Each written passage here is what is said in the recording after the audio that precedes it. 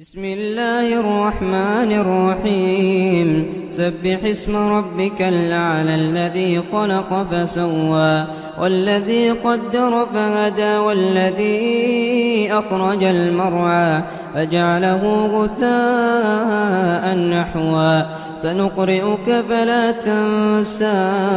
إلا ما شاء الله إنه يعلم الجهر وما يخفى ونيسرك لليسرى فذكر إن نفعت الذكرى سيذكر من يخشى ويتجنبها الأشقى الذي يصلى النار الكبرى ثم لا يموت فيها ولا يحيا قد أفلح من تزكى وذكر اسم ربه فصلى بل تؤثرون الحياة الدنيا والآخرة خير